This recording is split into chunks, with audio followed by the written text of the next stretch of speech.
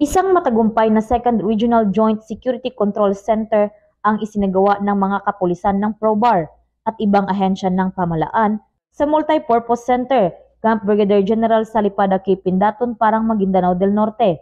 Ito lamang ika-21 ng Hulyo taong kasalukuyan.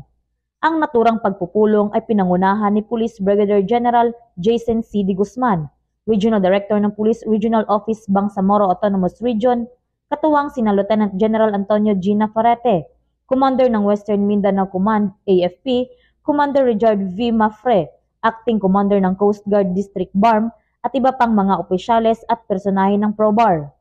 Tinalakay sa pagpupulong ang mas pinaigting na paghahanda sa seguridad at pagpapatibay ng mga pinagsanib na operational plan upang matugunan ang mga posibleng banta kaugnay ng nalalapit na 2025 First BARM Parliamentary Election.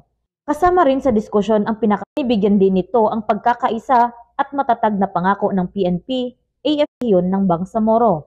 Mula rito sa reyon ng Bangsamoro, ako ang inyong PNN correspondent, Patrolwoman Judy Ann Alibo, alagad ng batas, taga-Taguyod.